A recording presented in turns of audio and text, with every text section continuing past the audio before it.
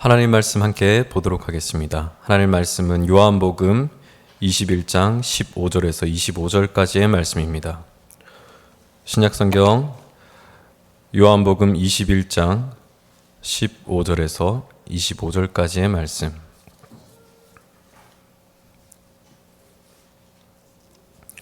찾으신 줄로 알고 우리 한 절씩 교독하여 읽도록 하겠습니다.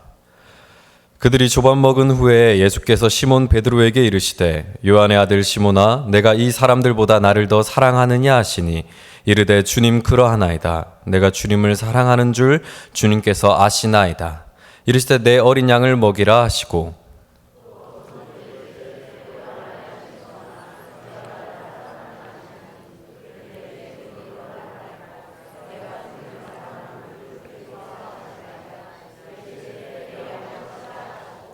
세 번째 이르시되 요한의 아들 시몬아 내가 나를 사랑하느냐 하시니 주께서 세 번째 내가 나를 사랑하느냐 하심으로 베드로가 근심하여 이르되 주님 모든 것을 아시오매 내가 주님을 사랑하는 줄을 주님께서 아시나이다.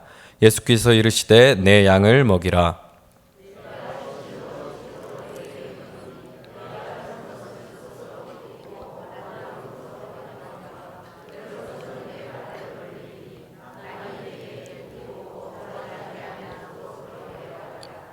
이 말씀은 하심은 베드로가 어떠한 죽음으로 하나님께 영광을 돌릴 것을 가리키심이로라. 이 말씀을 하시고 베드로에게 이르시되 나를 따르라 하시니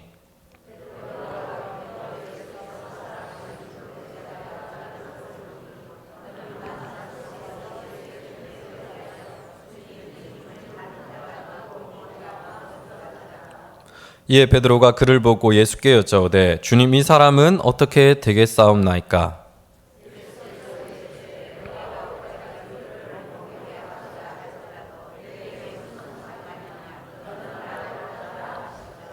이 말씀이 형제들에게 나가서 그 제자는 죽지 아니하겠다 하였으나 예수의 말씀은 그가 죽지 않겠다 하신 것이 아니라 내가 올 때까지 그를 머물게 하고자 할지라도 내게 무슨 상관이냐 하신 것이로라.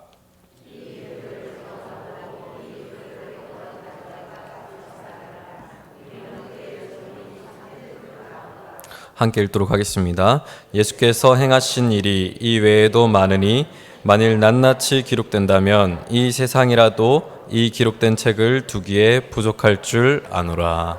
아멘. 이 시간 옆에 분들과 함께 이렇게 인사할까요? 말씀의 은혜 받읍시다. 말씀을 통하여 큰 힘 얻읍시다. 우리가 살아가면서 무슨 일을 할 때에 가장 중요한 요소가 무엇일까요? 저는 가장 중요한 것이 그 일을 하는 목적과 동기라고 생각합니다. 건축을 하는 사람들은 하나의 집, 하나의 건축물, 하나의 건물을 짓는 데에 목적을 두고 자신의 일을 헌신합니다. 교사라는 직업은 누군가를 가르치고 지식을 전달하고 공유하고 가르치면서 그 대상을 지적으로 훈련시키는 데에 목적을 둔 사람입니다. 의사는 생명을 지키며 병든 곳을 고치며 생명의 존엄성을 지키기 위한 일을 하는 사람입니다. 농부는 농사, 어부는 업, 군인은 나라를 지키는 등 그 일과 생업에는 분명한 목적과 동기가 있습니다. 그러나 우리는 마땅히 가져야 할 그 목적과 직업의식을 상실한 채 살아가는 사람들을 보면 비난하기도 합니다. 국민을 지키고 사회의 치안과 안전에 이바지해야 할 경찰이 자신들의 일에 소홀하고 뒷돈을 받는 그런 부정부패의 모습을 보이면 우리는 비난합니다. 또 건축업자들이 자신들의 이익을 위해 건축자재를 싼값으로 바꿔치기 하여 수년이 지나 건물에 문제가 생기면 우리는 그들이 직업 소명보다 돈을 택한 모습을 보면서 질책합니다. 또 올바른 재판으로 사회의 중심을 잡아줘야 할 사법권에서 일어나는 부정부패의 비밀을 들춰내는 기사들을 보면 우리는 때로는 붕괴할 때도 있습니다. 사실 우리는 이런 사회적 책임과 자신의 맡은 일에 대한 책임을 중요시하는 것을 보면 일에 대한 목적과 그 일에 대한 동기를 아주 중요하게 여기는 것을 알 수 있습니다. 그런데 말이죠. 현대 사회로 넘어오면서 특히 2010년대 즈음으로 넘어오면서 열심히 막 일을 하다가 어느 순간 일에 대한 목적과 동기를 잊은 채 공허함과 허탈함, 무기력증에 빠지는 현대인들이 특히나 많아졌습니다. 그리고 그것에 대한 정의를 우리는 번아웃 증후군이라고 심리학자들이 정의하곤 합니다. 이 번아웃 증후군은 말 그대로 다 타버린 상태를 말합니다. 모든 에너지가 다 소진되면서 극도의 무기력증에 시달리고 또 신체적, 정신적으로 극도의 피로감으로 인해서 무기력증, 자기혐오, 나태, 회피와 같은 성향을 드러내는 것을 번아웃 증후군이라고 합니다. 이 증상을 겪으면 의욕이 저하되고 성취감이 안 느껴지고 공감 능력이 떨어져서 갑자기 화가 난다거나 갑자기 우울감에 빠지기도 하는 등 예전에는 기쁘게 하던 일들이 더 이상 기쁘게 느껴지지 않는 지경에 이르게 된다고 합니다. 이 번아웃 증후군이 찾아오는 여러 가지 이유들 중에 하나를 가장 근본적인 원인으로 심리학자들은 애초에 일을 시작할 때에 그 목적과 동기가 잘못되었거나 아니면 그 일을 하는 동안에 애초에 처음 설정했었던 그 목적과 동기를 잊어버렸기 때문에 일어난다고 설명합니다. 성도님들, 여기 앉아 계신 분들 중에 혹시 이런 경험 하신 분 계시지 않습니까? 단순히 각자의 삶과 하시는 일들, 생업에서만 이런 증상들이 나타나는 것이 아니라 사실 교회 안에서도 이러한 현상들이 많이 보이곤 합니다. 교회 안에서 분명 같은 일을 하는데 다른 모습으로 할 때가 있고 다른 말을 할 때가 있지 않습니까? 주님을 위한 일, 사역을 하다가도 하나님의 일하심과 함께 하심이 느껴지지 않아 공허하고 허망할 때가 있습니다. 이것이 바로 그리스도인의 번아웃 증후군이죠. 때로는 상처받아서 지쳐있고 일어날 힘이 없이 축 처져 있는 상태로 오랜 기간 있을 때도 있으며 사람들의 인정과 박수에 두 눈과 두 귀가 어두워져서 하나님의 영광을 내 영광으로 가로채고 하나님을 위해서 한 일들이 내 업적과 공로가 되는 공로의식에 사로잡힐 때도 있습니다. 하나님을 위해 살아가는 그리스도인의 목적과 동기가 흐릿해져 있기 때문입니다. 어느 순간 그 목적과 동기를 잊은 채 신앙생활을 하고 있는 것입니다. 바울은 그리스도인의 삶의 여정을 표대를 향하여 달리기 하는 경주하는 사람으로 비유했습니다. 열심히 표대를 향해 정확한 목적과 동기를 가지고 살아가는 것이 그리스도인입니다. 세상의 허다한 직업들에도 그 직업의식과 소명의식을 상실하고 또 분명한 목적과 순전한 동기 없이 살아간다면 제가 앞전에 비유한 것처럼 사람들이 비난과 질책을 하는데 참 아이러니하게도 이 시대에 우리 그리스도인들의 소명과 목적과 동기가 희미해져 가는 것에는 크게 관심을 기울이려고 하지 않는 것 같다라는 생각이 요즘 따라 많이 듭니다. 오늘 본문으로 우리의 목적과 동기를 다시금 새기길 원하는데요. 사실 오늘 본문의 이 요한복음은 조금 특이한 복음서입니다. 이 요한복음은 20장에서 끝나는 것처럼 보이고 실제로 20장 말미를 살펴보면 결론처럼 마무리합니다. 요한의 고백처럼 요한복음을 기록한 이유는 예수 그리스도가 하나님이 되시는 것, 또 그를 믿는 자들에게 하나님께서 생명을 주신다는 것을 말하기 위함이니라. 이렇게 끝나는 게 가장 자연스러운 것 같습니다. 그런데 이 요한복음의 21장에 있는 이유는 다른 복음서들보다는 가장 마지막에 지어졌고 또 그 당시 이단들이 생겨나고 또 핍박받는 그리스도인들, 핍박받는 교회가 많아지면서 예수를 믿는 사람들과 교회는 이제 어떻게 살아야 되는가 하는 것을 마지막으로 한 장 더 설명하는 것입니다. 어쩌면 이 요한복음 21장은 마태복음 28장 19절과 같은 역할, 너희는 가서 모든 민족으로 제자를 삼아 아버지와 아들과 성령의 이름으로 세례를 베풀고 내가 너에게 가르쳐 분부한 모든 것을 지키게 하라는 이 주님의 지상명령, 이 말씀과 같은 사명을 주는 메시지로 21장은 기록되어져 있습니다.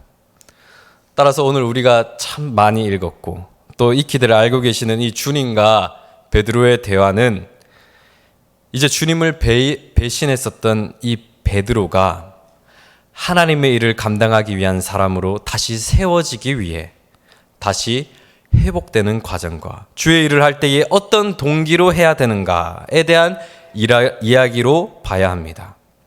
오늘 본문은 주님께서 부활하신 이후에 세 번째로 그 모습을 보여주신 기록입니다. 부활절을 지나 딱 저희에게 맞는 시기의 말씀입니다. 부활하신 후에 처음 예루살렘에서 두 번 나타나셨을 때 그때는 제자들에게 예수님의 부활이 실제였다는 것을 보여주셨을 뿐입니다. 그 주님이 부활하셔서 제자들과 얼마나 오랜 시간을 함께 머무셨는지 그거는 정확하게 우리가 알 수 없겠지만 첫 번째와 그리고 두 번째 주님께서 그 모습을 보여주셨을 때는 주님의 부활이 사실임을 증명하고 또 제자들에게 그것을 보여주기 위한 것이 목적이었기 때문에 그렇게 긴 시간을 함께 하시진 않았던 것 같습니다. 하지만 오늘 말씀처럼 세 번째 주님께서 제자들에게 찾아오셨을 때 오늘 본문에는 디베랴 바다라고 설명되는데 이것은 갈릴리 호수, 갈릴리 바다를 지칭하는 또 다른 이름입니다. 이 갈릴리 바다에 갈릴리 호수에 주님께서 제자들을 찾아오셨을 때는 제법 긴 시간을 함께 하셨다는 것을 알 수 있었습니다. 왜냐하면 같이 식사를 하셨으니까요. 꽤 긴 시간 동안을 제자들과 함께 시간을 보내셨는 거예요. 저는 그때 제자들이 어떤 심정이었을지 그리고 주님과의 그 식탁 교제에서 무슨 대화를 나누었을지가 너무 궁금합니다. 사실 그렇지 않으십니까? 주님의 부활하신 그 몸에 압도되어서 아무 말도 하지 못하고 그냥 있었을까요?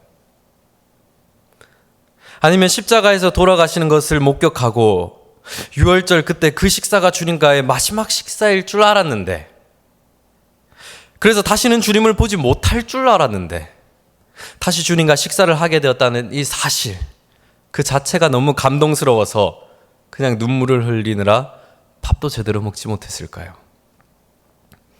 주님 못 볼 줄 알았는데 다시는 주님 못 본다고 생각했는데 십자가에서 그 처참하게 죽으시는 모습을 보면서 이제 다 끝났다고 생각했는데 그 주님이 부활하신 몸을 가지고 오셔서 친히 우리와 함께 식사를 하고 계시는 거예요. 그 주님과 식사를 하시면서 그 제자들은 어떤 심정이었을까요? 그 주님을 보면서 같이 대화를 나눌 수 없었을지도 모르겠습니다. 죽었다가 살아난 분과의 식사는 어떤 기분이었을까요? 제자들은 아무것도 묻지 못했을 것입니다. 그래서 요한이 말하기를 아무도 당신은 정말 누구이십니까? 라고 그렇게 감히 물을 수 없었다라고 말합니다. 이게 꿈인지 생시인지 분간할 수 없을 만큼 혼란스러운 상태여서 아무도 아무런 말을 하지 못하고 그저 주님의 그 부활하신 육체의 임재에 압도되어서 그냥 식사만 했을 수도 있습니다. 식사를 다 마치셨어요.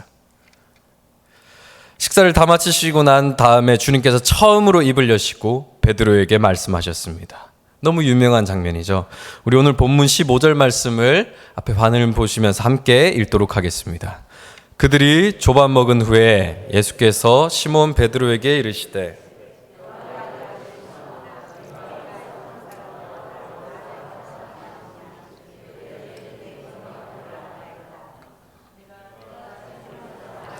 주님께서 아시나이다. 이르시되 내 어린 양을 먹이라 하시고 주님께서 베드로와 대화를 나누시는 장면, 이 장면이 굉장히 유명하고 또 잘 알려진 사건인 반면에 사실은 이 본문이 굉장히 많은 해석이 나오고 굉장히 어려운 본문이기도 합니다.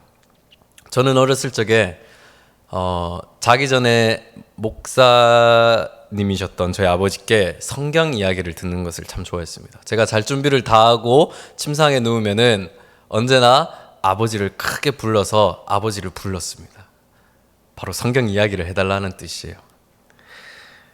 그 시간이 좋았던 이유는 목회일로 바쁘셨던 아버지가 온전히 제게 집중해 주시는 시간이라서 좋았던 것도 있고 또 아버지의 성경 이야기가 동화책을 읽는 것처럼 재밌었기 때문입니다.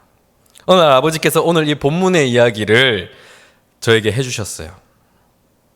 이 본문의 말씀을 해주시는데 이 예수님과 대화를 하는 장면이 있기 전에 저는 늘 의문이 있던 것이 있었습니다.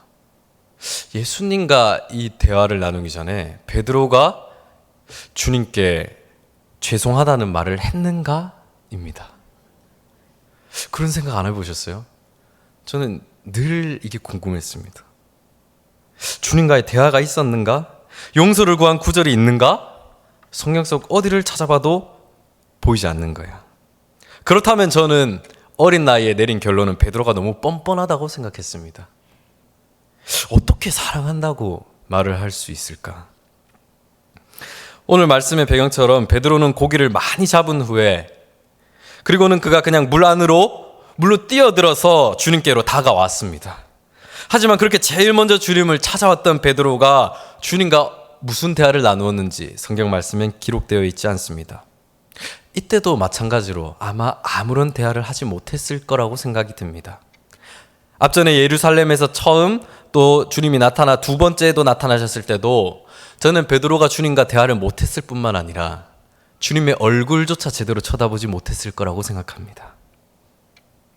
뭔가 말하고 싶지 않았을까요? 그런데 말을 할 수가 없습니다. 왜냐하면 주님이 십자가에 달리시기 전 주님을 마지막으로 보았을 때에 주님의 눈과 베드로의 눈이 딱 마주쳤기 때문입니다. 주님을 모른다고 극구 부인하고 난 후였습니다. 그렇게 주님을 모르겠다고 부인하고 주님께서 십자가에 돌아가셨고 그리고 난 다음에 주님이 다시 부활하셨는데 그 안에 있는 수치심과 죄책감에 또 주님에 대한 그리움과 온갖 가지 복잡한 마음들이 베드로에게는 있었지만 베드로가 정작 주님을 만났을 때 떳떳하게 가서 말을 할 수 없었을 것 같습니다. 아주 장담하면서 세상 사람들이 다 주님을 부인해도 나는 절대로 주님 부인하지 않겠습니다 라고 주님께 장담을 하고 난 후에 오히려 그 장담한 것이 더 올무라도 되는 것처럼 많은 사람들 앞에서 하나님을 저주하면서 나는 저 사람을 결코 안 적이 없고 나는 결코 모르겠다고 부인했었던 그 베드로. 용서해달라는 말조차 꺼낼 수 없을 만큼 수치심과 주님을 향한 죄송스러움 때문에 주님의 눈도 마주치지 못했지 않았을까요? 그런데 이 베드로를 향한 예수님이 먼저 말씀하신 내용이 베드로의 전곡을 찌르는 심장을 파고드는 질문입니다. 내가 나를 사랑하느냐? 주님을 부인하고 난 후에 부활하신 주님과 첫 번째 대화라면 그 첫 번째 주님께서 입을 여셨는데 너 나 사랑하니? 라고 물으신다면 고개 들 수 있겠습니까? 주님께 아직 용서해 달라는 말도 못했습니다.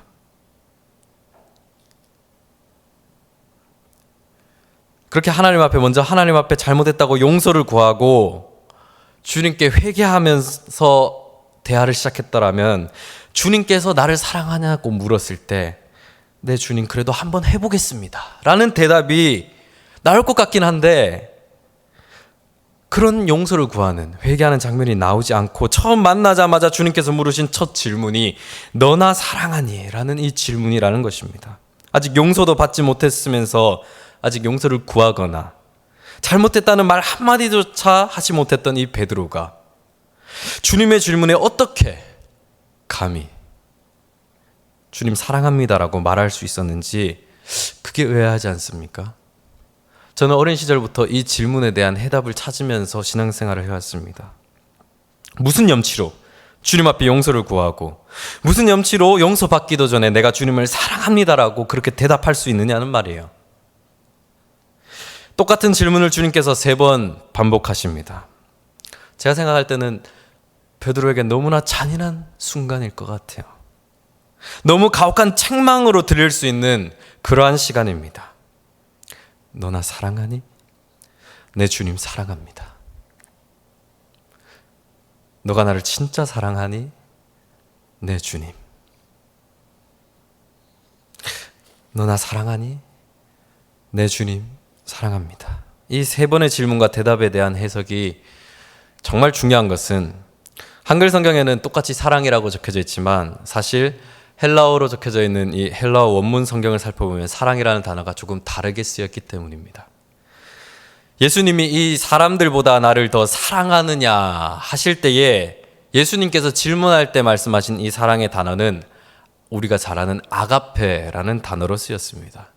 이 아가페의 뜻은 무한한 사랑, 완전한 사랑 또는 신적인 사랑으로 많이 쓰이는 단어이고, 베드로가 내 주님 사랑합니다 라고 대답했던 이 사랑은 필레오라는 단어로 쓰였습니다. 이 필레오는 조금 유한한 사랑, 또 한계가 있는 사랑에 주로 많이 쓰이는데요. 어떤 학자들은 여기에서 주님께서 아가페라고 하는 무조건적인 사랑으로 물으시고, 또 베드로가 필레오라고 대답한 이유는 감히 자기의 실패와 연약함과 부족함에 쓰라린 아픔으로 인해서 나는 도저히 주님께서 물으신 그 무조건적인 사랑은 할 수 없지만, 한계가 있는 사랑이지만 주님을 사랑합니다 라는 의미로 이렇게 답했다라고 해석하는 학자들도 있습니다. 주님께서 말씀하시는 그 수준에서는 나는 안 됩니다 라는 그러한 고백이겠죠. 또 다른 해석으로는 사실 이 두 단어가 신약성경 전체를 살펴봤을 때에 특별한 구분 없이 사용되는 부분도 있습니다. 그래서 서로 다른 단어를 쓴 것을 특별하게 여기면 안 된다라고 말하는 학자들도 있는데, 저는 이 요한이 특별히 이 요한복음 21장의 특성을 생각했을 때 이렇게 구분 지어서 쓴 것은 분명한 이유가 있다라고 생각합니다. 제가 사실 이 헬라어를 배운 지는 얼마 되지 않았지만 지난 1월달과 2월달에 이 헬라어를 배우면서 배우고 난 뒤에 가장 먼저 찾아본 성경 말씀은 사실 이 요한복음 21장입니다. 그리고 이 말씀을 전하기 위해서 100번도 넘게 본 것 같아요. 어렸을 때부터 가지고 있었던 이 본문에 대한 궁금증을 가지고 계속해서 보다 보니 이 말씀이 어느 순간 조금 다르게 들려오더라고요. 베드로가 주님을 3번 부인했기 때문에 주님께서 3번 질문을 통해서 회복시키는 것이라는 설교는 많이 들어보셨을 것 같습니다. 저도 그러한 선배 목사님들의 설교를 들으면서 많은 은혜를 받았습니다. 3번 부인했으니까 3번 인정함으로 회복시킨다. 하지만 베드로가 이제 3번 주님 사랑한다고 고백했으니까 3번 주님을 부인했던 그 죄책과 죄송함으로부터 자유로울 수는 없습니다. 그에게는 여전히 그것은 평생 잊을 수 없는 무거운 짐입니다. 용서를 받았다고 그 수치심이 완전히 사라지지는 않습니다. 주님을 배신하고 수치심 그리고 죄책감을 가지고 있던 베드로에게 주님께서 찾아오셔서 너 나 얼마나 사랑하니? 이렇게 묻는다면 어쩌면 이것은 더욱 큰 죄책감과 수치심을 통한 헌신의 요구일 수도 있습니다. 용서가 헌신의 올무가 될 수도 있다는 말입니다. 제가 설교 초반부에 얘기했었던 목적과 동기가 아닌 올무가 된다라는 말입니다. 이 말은 전혀 다른 뜻입니다. 어떻게 다를까요? 몇 해 전 저는 제 친구가 남들보다 조금 젊은 나이에 결혼을 했습니다. 한동안 못 보다가 최근에 이 친구를 만나서 결혼 생활에 대한 얘기를 들으니까 신세 한탄만 하더라고요. 그때 내용입니다. 남편이 크게 잘못을 했습니다. 그런데 아내가 눈 찌끈 감고 그 남편을 용서해 주기로 합니다. 그렇게 아내가 남편을 용서해 주면서 이제는 다시는 그렇게 하지 말라고, 그렇게 살지 말라고 이야기해요. 남편은 그러겠다고 얘기했습니다. 그래야지 평화가 찾아오니까.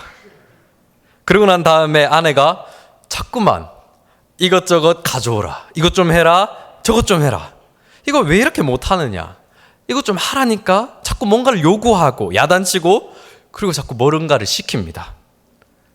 남편의 입장에서는 갑자기 짜증이 나요. 이건 뭐야? 왜 자꾸만 나를 이렇게 시키는 거야? 버럭 짜증을 냅니다. 그 모습을 보고 아내가 얘기해요. 내가 당신 용서한 거 잊었어? 이것은 용서가 올무가 되는 경우입니다. 그렇죠. 헌신을 위한 올무입니다. 주님께서 말씀하시는 의도가 너 나 사랑하니? 그러면 이제 사역해. 그리고 사역을 하는데 사역을 하다가 조금 지치거나 힘들고 넘어지면 주님께서 내가 너 용서해 줬잖아. 근데 지금 이게 뭐야? 라고 하신다면 용서가 올무가 되는 경우라는 겁니다. 너나 사랑하니 이 말이 여러분들에게는 어떻게 들리는지 모르겠습니다. 한때는 제가 이 본문을 읽을 때는 예수님께서 이렇게 말씀하시는 것처럼 느껴질 때도 있었어요. 이 한심한 녀석아, 부활한 모습 보니까 이제는 정신이 좀 드냐? 나를 위해서 죽을 수 있다고? 그리고 나를 부인했던 네가 지금 부활한 내 모습을 보니까 이제는 좀 정신이 드니? 그럼 나 사랑하니? 이렇게 질문하는 것처럼 느껴질 때도 있었습니다. 만약 그렇다면 이 질문은 책망입니다. 너나 사랑하니 라는 말은 그 베드로에게 있어서 사실은 너무너무 부끄러운 말이고 책망처럼 느껴진다는 거죠. 그것도 주님께서 그냥 말씀하시는 게 아니라 여기 있는 모든 사람들보다 더 사랑하니라고 물으신다면, 그렇다면 아무리 한계가 있는 필레오라는 단어로 이 사랑을 표현했다 할지라도 사랑한다라는 말을 어떻게 했는지 잘 이해가 가지 않습니다. 그래서 제게는 이것이 책망이나 또 올무처럼 다가오는 사랑의 요구가 아니라 오히려 사랑의 확인으로 들립니다. 너나 사랑하니? 하는 이 말이 부활하신 주님께서 그 부활의 모습을 보여주시면서 이제 내가 너 얼마나 사랑하는지 알겠니? 라는 그 말씀으로 들린다는 말입니다. 내가 너 얼마나 사랑하는지 이제는 알겠니? 내가 너를 위해서 죽었단다. 그 말로 들립니다. 이 질문은 질책과 책망이 아닌 베드로를 향한 주님의 사랑, 그것을 확증하는 걸로 들린다는 것입니다. 확신과 위로를 심어주시기 위한 주님의 사랑으로 들립니다. 주님이 베드로에게 질문할 때에 주님이 주신 이 베드로, 반석이라는 이 이름으로 묻지 않으시고 자세히 살펴보면 요한의 아들 시몬아라고 부르십니다. 그렇게 부르신 이유도 스스로에게 심한 죄책감과 상처를 가진 베드로를 오히려 무겁게 느껴지고 오히려 더 힘겹게 느껴질 그 주님이 주신 반석이라는 무거운 이름이 아닌 요한의 아들 시몬이라고 부르신 것도 다 이 베드로의 마음, 상처 입은 마음을 치유하시기 위해 맞춰주신 거라는 겁니다. 베드로의 상처와 아픔을 회복시키기 위함입니다. 수치심과 그리고 죄책감으로 고개를 들 수조차 없었던 베드로를 찾아오셔서 나는 아직도 너를 사랑한다. 그리고 나는 끝까지 너를 사랑한다. 그 사랑을 부활로 확증해 주었다. 이 말이 이 안에 담겨 있기 때문에 주님이 물으실 때 아가페, 무한한 사랑으로 물으셨지 않았을까요? 상처를 더 후벼 파고 꾸짖는 의미로 베드로가 도저히 할 수 없었던 그 아가페의 의미로 묻는 게 아니고 말입니다. 주님의 사랑을, 그 주님의 사랑을 확증하는 말씀으로 들린다면 베드로가 주님, 내가 주님 사랑합니다 라고 말하는 게 이제는 염치 없는 뻔뻔한 고백으로 들리지 않는다는 거죠. 왜냐하면 그 대답은 주님께서 보여주신 그 사랑에 대한 반응이니까요. 주님께서 확증해 주신 그 사랑에 대한 고백이기 때문입니다. 바로 이 사랑을 알았기 때문에 자기는 할 수 없었고 부인할 수밖에 없었지만 그럼에도 불구하고 나를 향한 주님의 크고 놀라운 사랑을 확증하셨기에 주님을 사랑한다고 말할 수 있었을 것입니다. 저로 하여금 목회의 길을 가게 만드는 힘은 하나님을 향한 저의 사랑이 아니었습니다. 그것은 바로 하나님의 사랑입니다. 하나님의 사랑이 저로 하여금 앉아 있을 수 없게 만들기도 하고, 쓰러지고 주님을 배반했음에도 불구하고 다시 일어서게 만들어 주십니다. 헌신의 근거는 주를 향한 나의 사랑이 아니라 나를 향한 주님의 사랑입니다. 그런데 너무 많은 경우에 주를 향한 나의 사랑만을 너무 강조하다 보니까 사실은 굉장히 많은 사람들이 좌절하고 있고, 또 굉장히 많은 사람들이 교만에 빠져서 사람들을 판단하고 정죄합니다. 그리고 교회 안에 무리를 만드는 또는 파벌을 만드는 일도 가능한 것입니다. 나를 향한 주님의 사랑이 아니라 내가 하는 일, 내가 하는 사역, 내가 하는 주님을 향한 그 사랑을 과시하고 보여주고 싶은 것입니다. 많은 죄인이 이 세상을 살아가면서 놓치지 않아야 하는 것은 내가 얼마나 주를 사랑하느냐가 아니라 주님이 나를 얼마나 사랑하는가입니다. 제가 많은 인생을 산 것도 아니고 또 사역 경험이 많은 것은 아니지만 주님을 위해서 한 해, 두 해 살아갈 때마다 사실 주님을 향한 내 사랑이 정말 보잘것없고 형편없다라는 생각을 많이 하게 되는 것 같습니다. 상황 따라, 환경 따라, 또 사람들의 칭찬과 박수 갈채에 따라 마음이 엎치락 뒤치락하고, 또 누군가 나를 향한 비난과 정죄를 들을 때에 마음이 한없이 낮아지고 슬픔에 사로잡히고 우울감에 빠지는 이 연약한 인간의 생각과 마음, 주님을 향한 사랑이 참 한 해 한 해 주님을 믿을 때마다, 믿음 생활을 할 때마다 느껴지지 않으십니까? 사실 믿음으로 치열하게 살려고 하면 할수록 우리가 얼마나 형편없는지 알게 됩니다. 조그마한 시련 앞에서도 흔들리고 상황 따라 조건 따라 일희일비하며 사람에 대한 실망과 배신감은 순식간에 우리에게 무력감으로 다가옵니다. 몸이 아프면 나도 모르게 우울해지고 내 삶에 열매가 없으면 저절로 위축이 될 때도 있습니다. 그러나 나의 연약함과 부족함에서 나를 다시 일어서게 하는 힘, 그것은 바로 예수 그리스도인 줄로 믿습니다. 우리는 사람의 인정 때문에 헌신하지 않습니다. 우리는 그 헌신으로 인한 보상과 열매 때문에 헌신하지 않습니다. 더욱이 우리는 우리가 가진 주님을 향한 다른 사람보다 더 탁월한 주를 향한 열심과 열정과 또 하나님을 향한 그 열심 때문에 헌신하지 않습니다. 우리는 주님을 사랑하기 때문에 헌신합니다. 더 정확하게 말하면 우리는 주님의 나를 향한 사랑을 알기 때문에 헌신합니다. 그 사랑 때문에 오늘 하루를 살아가고 자주 흔들리고 자주 방황하게 되지만 그럼에도 불구하고 오늘의 베드로처럼 나도 주님을 사랑한다고 고백하는 줄로 믿습니다. 사랑하는 성도님들, 혹시 지치셨습니까? 실망하셨습니까? 많이 위축되셨습니까? 다 그냥 허무하다는 생각이 들 때도 있으십니까? 때로는 나의 그 한계와 연약이 내 안에서 분노가 되어서 그냥 사람들을 보면 짜증이 나고 화가 나고 많이 힘들기도 하고 좌절하기도 하고 낙심하기도 하며 분노하기도 하고 넘어지고 모든 게 다 헛되다고 생각해서 그냥 무기력해지는 때도 우리 신앙생활 가운데 있겠지만, 그럼에도 불구하고 제가 오늘 사랑하는 성도님들께 질문하고 싶은 것은 하나님이 여러분을 얼마나 사랑하시는지 아십니까? 하나님이 우리를 얼마나 사랑하시는지 그것을 확증하기 위해서 주님께서는 십자가에서 대신 죽으셨습니다. 그리고 그분이 다시 살아나셔서 그 사랑의 확증을 우리에게 들려주십니다.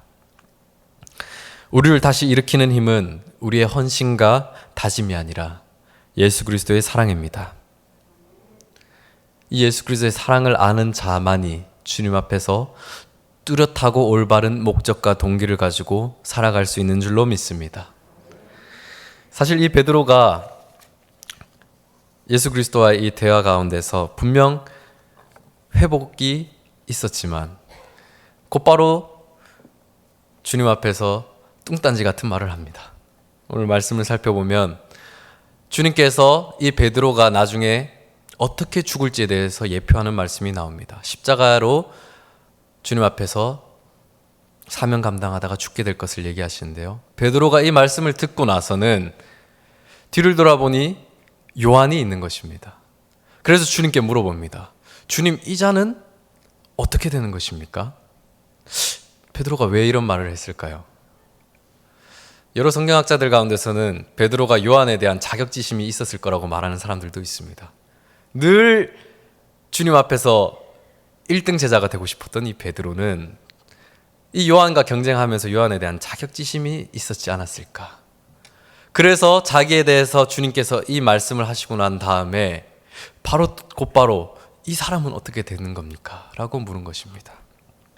주님의 사랑을 확증받았음에도 불구하고 바로 옆에 있는 사람을 바라보는 이 베드로의 연약함, 마치 우리의 모습 같지 않습니까?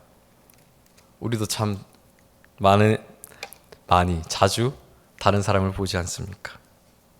그러나 베드로가 주님의 사명을 감당하고 나면서 소아시아에 있는 교회들에게 편지하는 베드로 전후서를 살펴보면 이 필레오로 대답했었던 베드로가 주의 성도들에게 아가페라는 사랑을 쓰면서 권면하는 내용이 나옵니다. 주님 앞에서 하루하루 인생을 살아가는 이 베드로가 결국 아가페의 사랑을 권면할 수 있는 성도로서 성장했다는 뜻이겠죠. 우리의 신앙생활도 때론 연약하고 넘어질지라도 하나님께서 다시 세우시는 이 아가페의 사랑을 고백할 수 있는 믿음으로 성장하기를 주님의 이름으로 축복드립니다.